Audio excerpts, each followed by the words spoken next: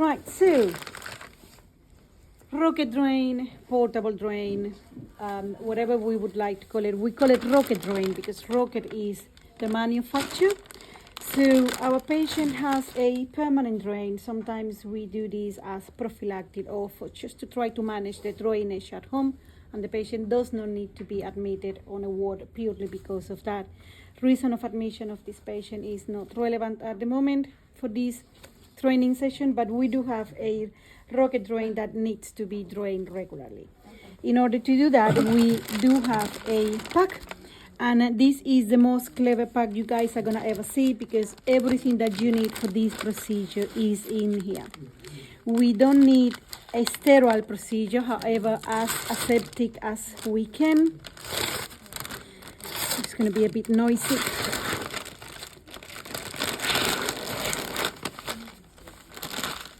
So procedure has been explained to a patient, consent has been gained, and as you can see, there is an OPS machine where we are recording SATs at all times, just making sure that there is no drop on oxygen levels.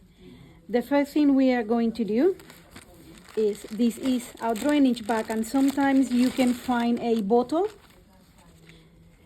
This training bag is like a urine bag, and this system is literally a giving set, like an IV fluids administration, so you open and close it as you need. Normally, with patients that are having this drainage for a long time, they will actually tell you to do it slower or faster. They will know because sometimes it can be painful, so just consider having some PRN analgesia if required. And on the other pack, so there are some information that we might actually upload as well, so you can have some reading material about it. So we won't dispose this. And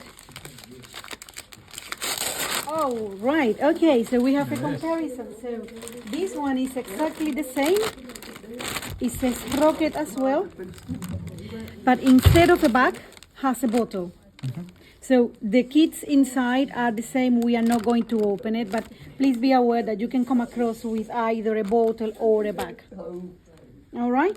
We're going to put this away until next time. And we're using ours, so you don't have to use yours. There's a slight vacuum in the bottle as well. As well, that will depend. Which one would you like us to use? You would like us to use the vacuum to help? No, you don't.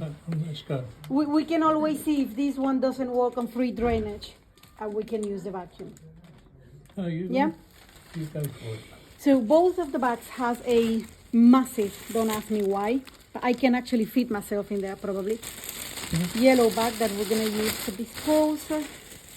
And we are going to proceed on removing the thing. So Charles, would you mind holding? I thought you wanted to dance then. Afterwards, we can go for a dancing. So we are going to actually remove, this drain was inserted a week ago, so we can still see some remaining.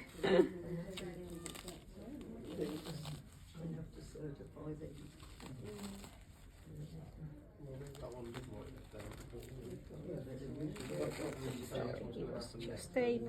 So drain and protection. We put all of this on it in, and as you can see, we do have stitches around. I hope you can see it. All right, those are, it's not just dry blood, there's just stitches for the drain not to come out. And this is a bung that covers the end. I'm just gonna open it for you to see, but I'm not gonna keep it open.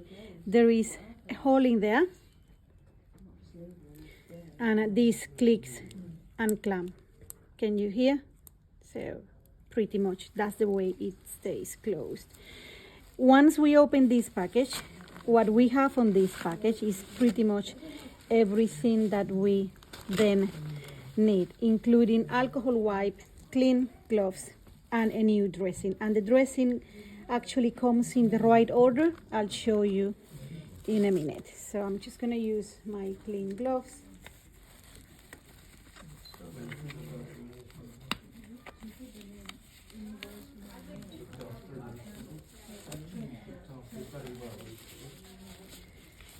there is an alcohol wipe, and as you can see here, we have a couple of more attachment.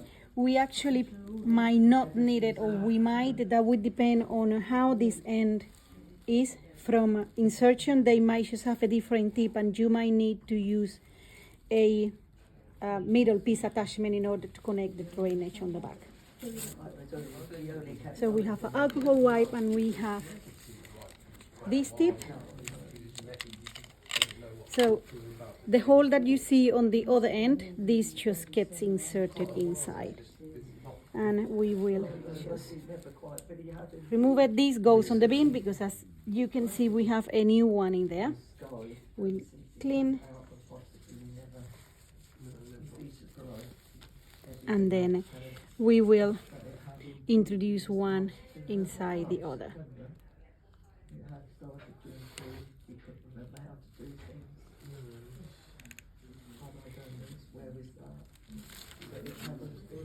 Now, as I said, these just go as per gravity.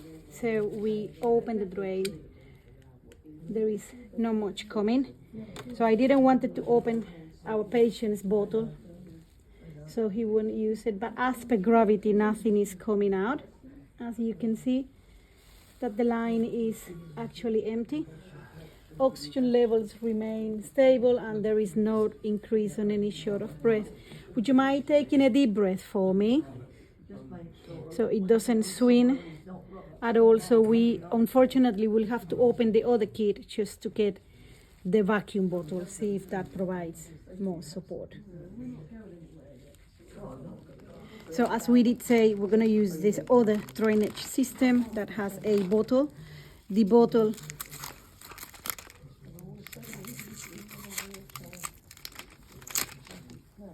do have exactly the same tip at the end, exactly the same IV line drainage, so pull up and down like an IV giving set, and a bottle that has a vacuum. So we open the clamp on the top, and then we will just change the connection and see what happens. So end of the tip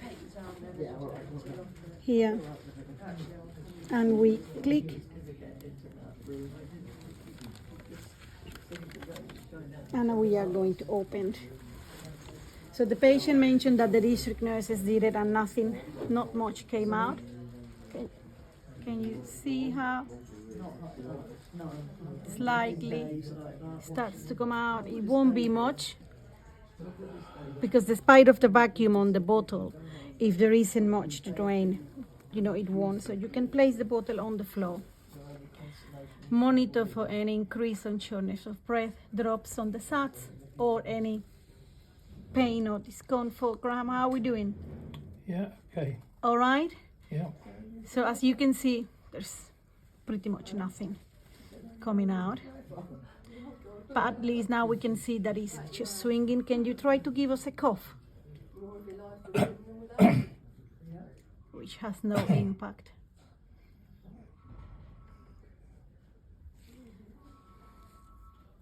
It technically, guys, didn't even reach the bottle. So our patient has had some CT scans and other images. Normally you would see in a different patient that the lines gets continuously draining for a few minutes. So we have given our patient a good 5 minutes, and this doesn't seem to come longer than this. So we close it here as an IV giving set, as we've mentioned. We leave it on the floor, and we're going to proceed with our dressing, which, as I mentioned, comes already and in the right order. So imagine that this goes to the patient's skin like that. Does that make sense? So we are going to clean first.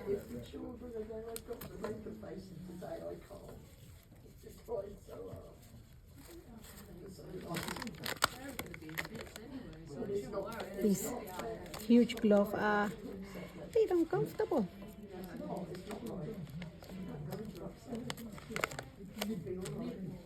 Okay.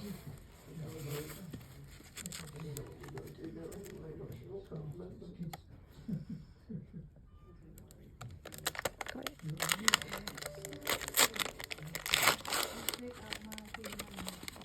And we are just closing it.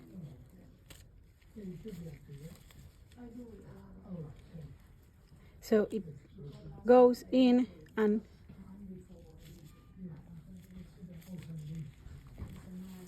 hang on a minute. Click. Can you hear it? I'll open it and you can hear the click.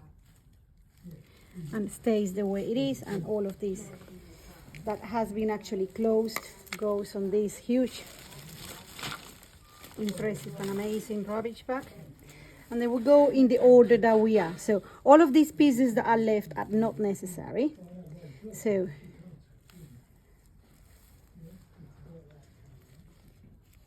skin, and as you can see, there is a hole that is prepared for that. Goes this in the right order. We just wrap it as you know we normally do with a PICC line or something like that. Now, Charles, I might need to have better access to. That's it. I'm very sorry. So your skin is slightly sore. So this is very sticky, and I wanted to show you that there is a number one, that there is number two on the edges.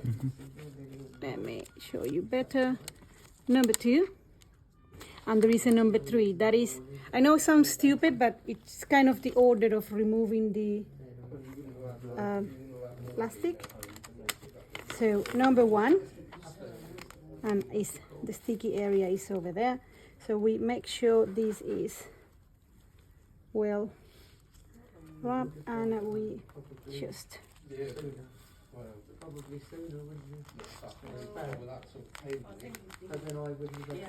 then we are going to remove number two.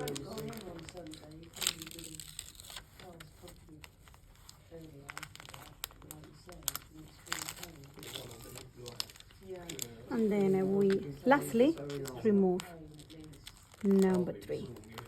This one go nice and slowly and pressing, because the dressing now just become quite thin, and you can actually adjust it to the skin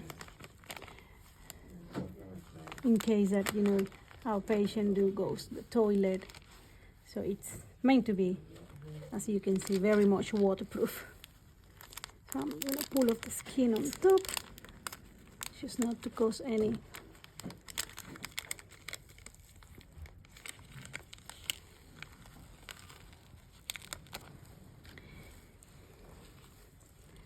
great. So last but not least, you can go back to your normal position. We check on the screen that SAT has no change. We ask our patient any pain, any sudden shortness of breath, or any changes on the breathing pattern that we need to address. We then put all of this on a bin and document on the patient's notes. As we mentioned with these leaflets here, when patients do come from home with this type of drainage, they might actually bring a booklet that has been given from the insertion of the drain, and that booklet actually records the amount that is drained by the district nurses while they're at home. And that way, when they come into hospital for any other reason and the drain need to be drained, you get an idea of how much are you expecting that drain to drain, and how often do the district nurses drain those drains, and then you don't have to ask too many questions. Right, so I hope this works. You know where to find us, and enjoy.